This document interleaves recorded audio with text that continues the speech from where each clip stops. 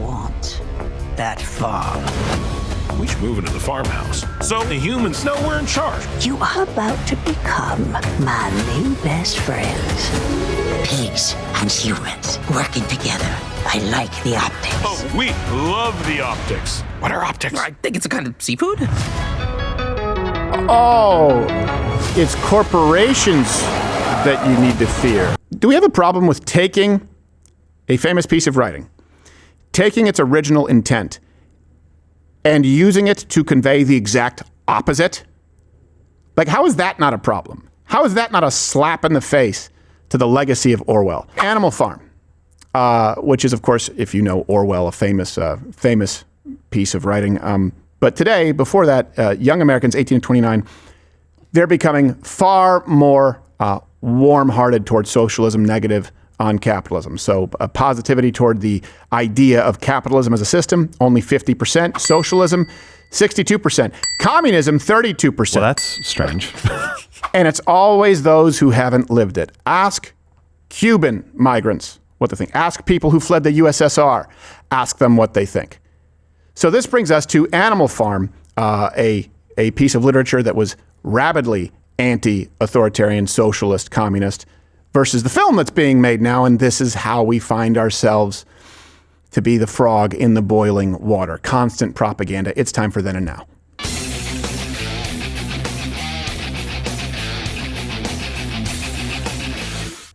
Okay, so let's go back to then. Animal Farm, original from Orwell. It was basically an allegory for the Russian Revolution. The old major was Karl Marx, Snowball was Trotsky, Napoleon was Stalin. And basically, it's a story in which the animals take over the farm only for that revolution to give way to complete totalitarianism.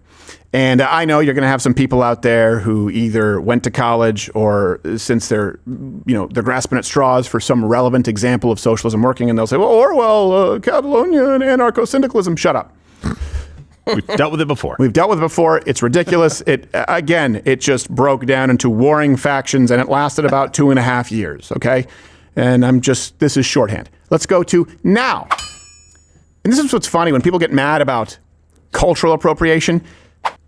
Do we have a problem with taking a famous piece of writing, taking its original intent, and using it to convey the exact opposite?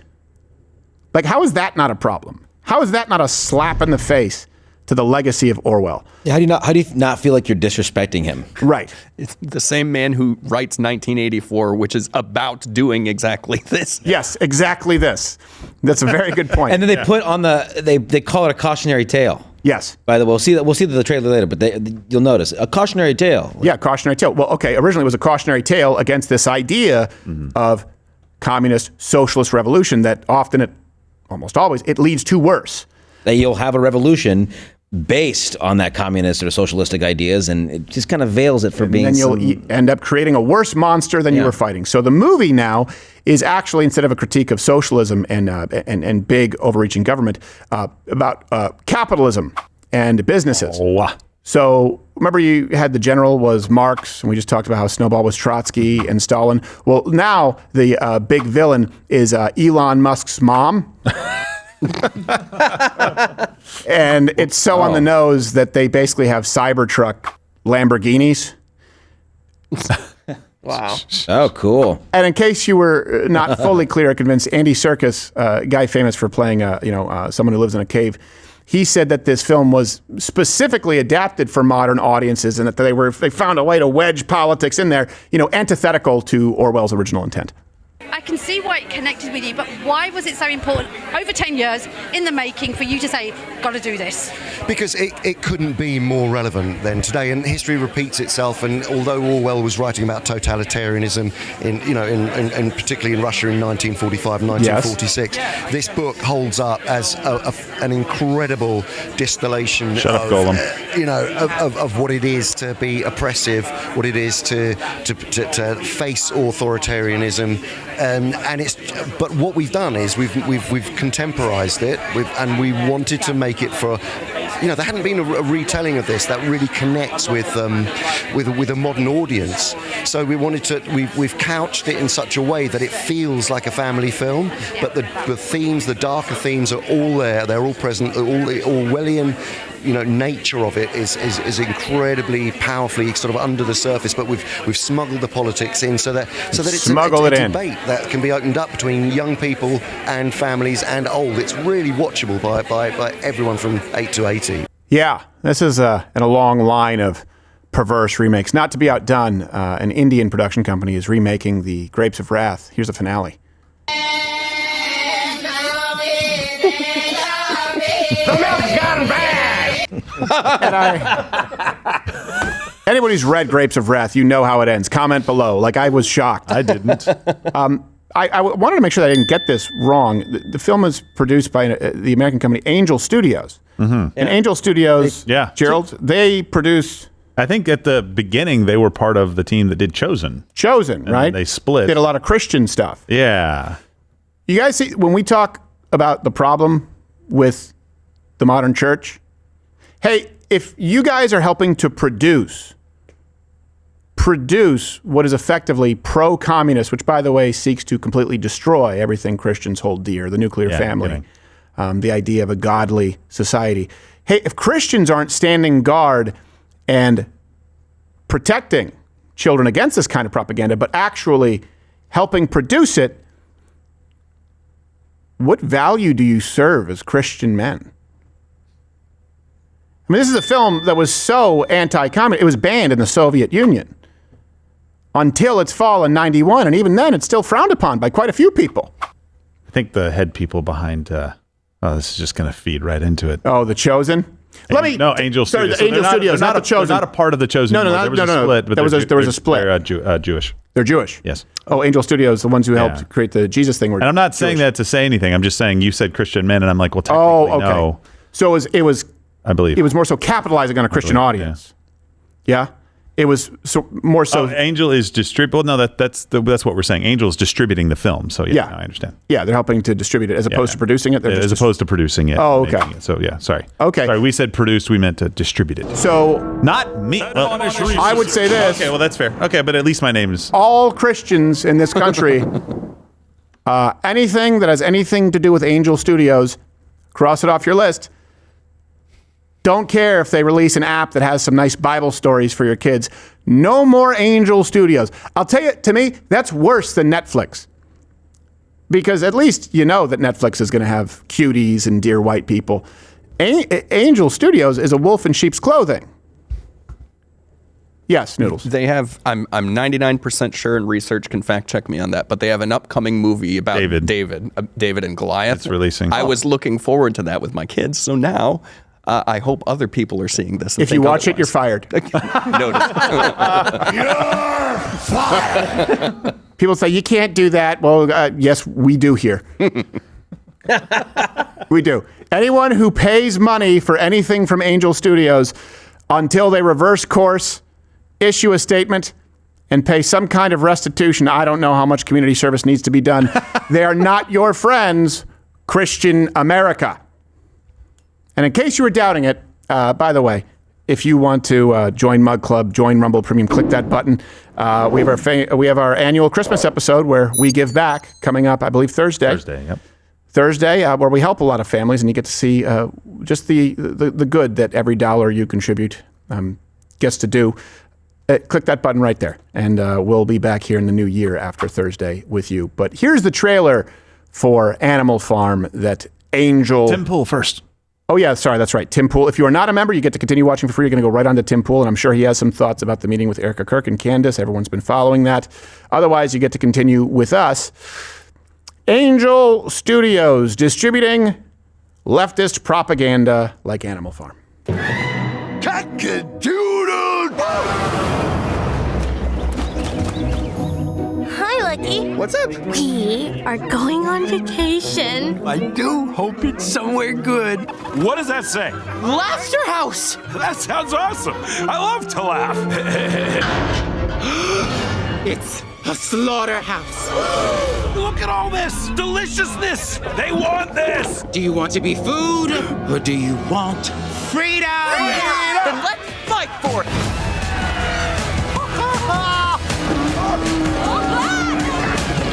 We're free!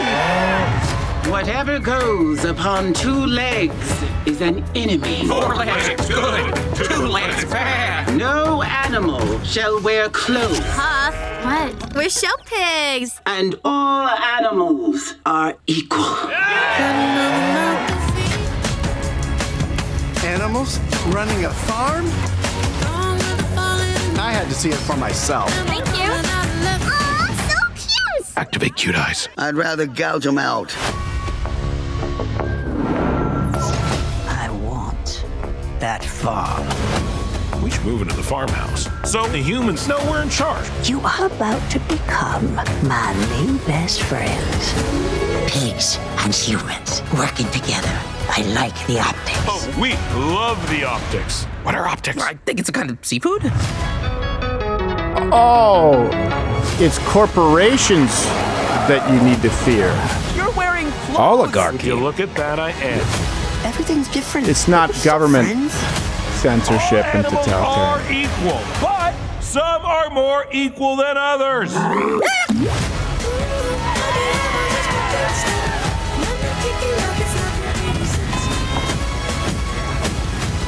This is our home.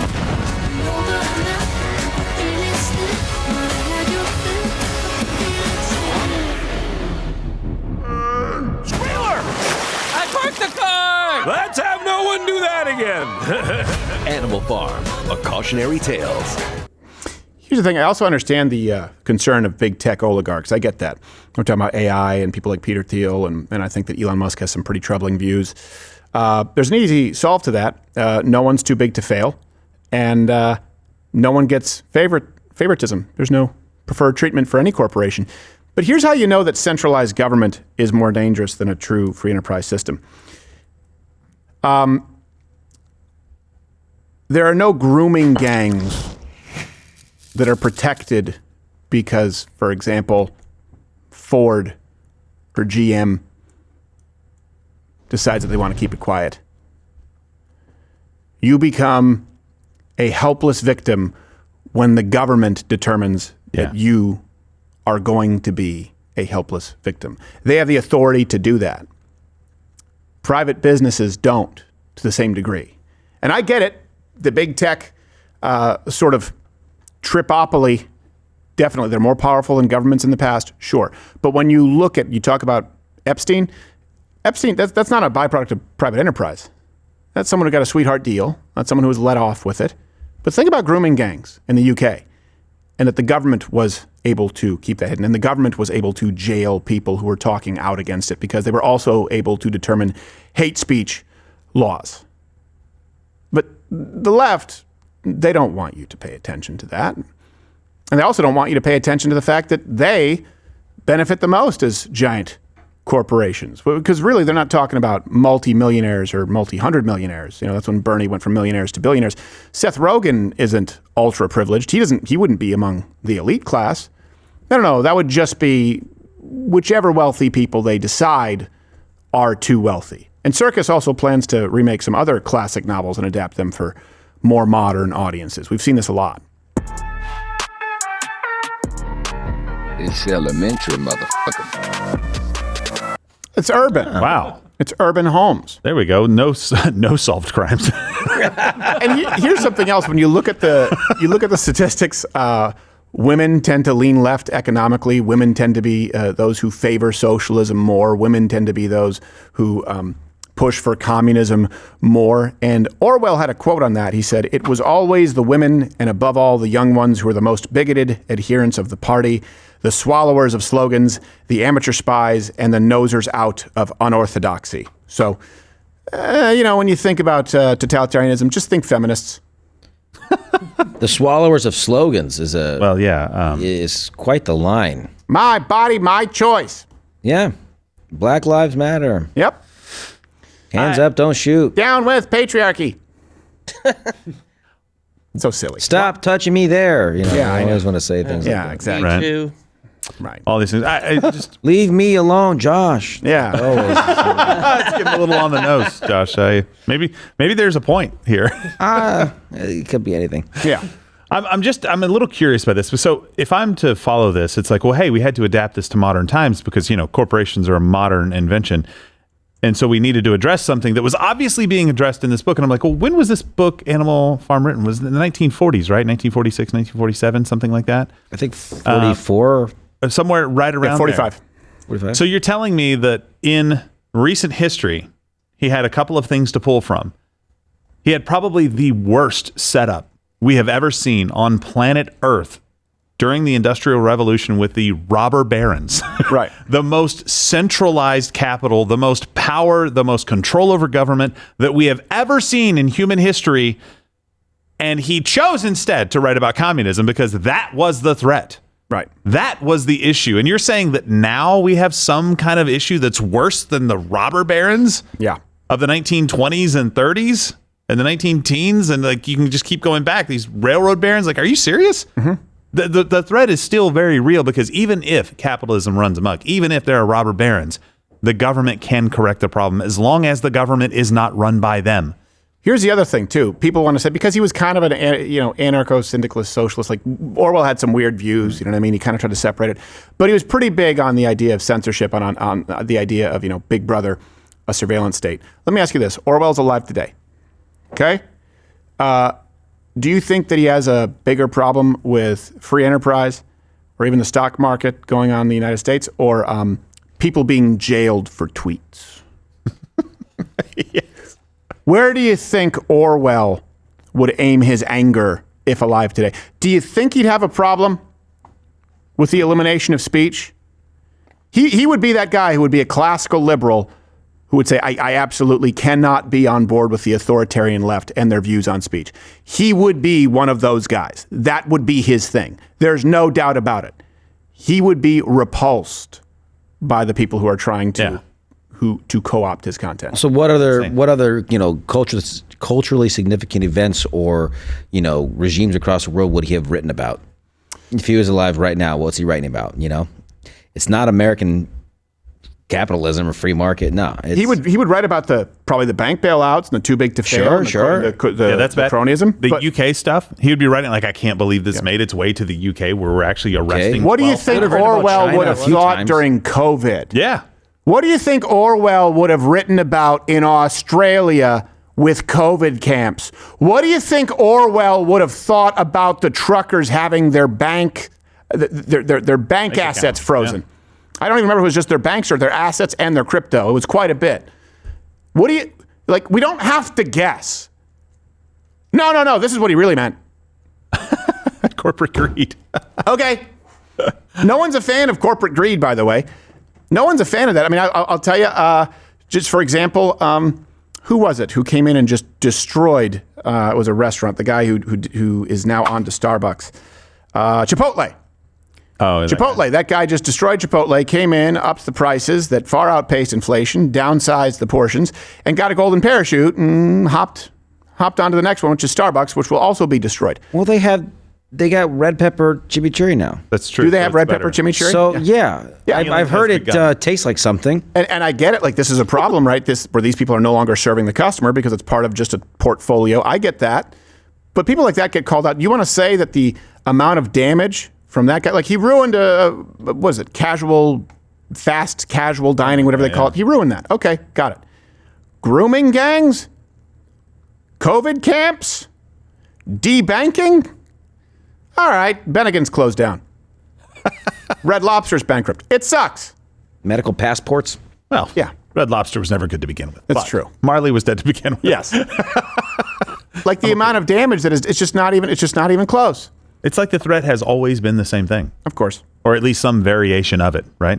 And corporations become an increasing threat the more power they have with government. That's the issue. Exactly. The BlackRocks, the Vanguard. But it's the government that allows that to go unchecked. That's my whole point. Mm-hmm. It's like if the government doesn't allow it, this problem doesn't ever metastasize. Right. Like you're telling me right now he'd look at Tesla and he'd be like, oh, wow, so there's no other car companies that are competing with Tesla, like electric cars? No, there are.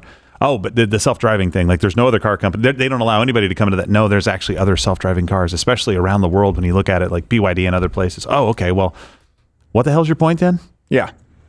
Somebody's doing it really well and succeeding. Now, you may not like the government, the subsidies and stuff early on. I get that. There's a fair argument there. But right now, if you want to go and compete in that space, you can. Yeah, I think people are. I think Orwell will go, yeah. I don't like the fact that they're like these billionaires and stuff. And I don't like the fact that there are these people who come in and just sort of wring out every last dime from like Chipotle. Okay, I get it. That's a problem. They're jailing thousands of people for speech, right? Yeah. Like, they put people in camps, right? Like, they were forcing vaccinations. I just want to make sure all you guys are, hey, I'm George Orwell. I bet he would have written something about mass migration, open borders, policies. Probably would when he started seeing the threat. Go, oh, wait a second. There's a religion out there that's growing that forces subjugation. And wait, these same governments that jail people for speech, they jail people for speaking out. What do you think Orwell would have thought over terrorist attacks in which dozens of people were killed for painting or drawing a picture of Muhammad? What do you think his opinion would have been? Yeah. Josh, actually, it's kind of funny you said that because I think that was one of the early iterations of the book. And he's like, okay, so Islam no, nobody's going to believe that. That won't happen. They won't let that. So mass migration. That's too on the nose. Do that. What? Communism. There we go. It's communism. Yeah. I'm sure he would have been fine with freedom of religion and all that, but the act of actively importing it just sounds like something that is Orwellian. Yeah. Like you went out of your way to bring in your own demise. He's like, nobody'd believe it. Nobody'd buy the book. Yeah. No. He was pro big government. What's Big Brother? Oh, son of a gun. It's a show where people live in the same house. By the way, though, I will say that movie 84, the movie rendition of 84, the one that I saw, that sucked. It was just two libertines screwing in an apartment. Pretty much. That was pretty much it. I'm like, this isn't interesting at all. Somebody needs to redo those things in like a really good way. Yeah. 12 Monkeys was better. Kind of covered the same ground. Fat vagina is exactly what I would say if I wasn't here on YouTube. So go and subscribe on Rumble. Same channel where free speech is actually alive and well. Or you can stay here and the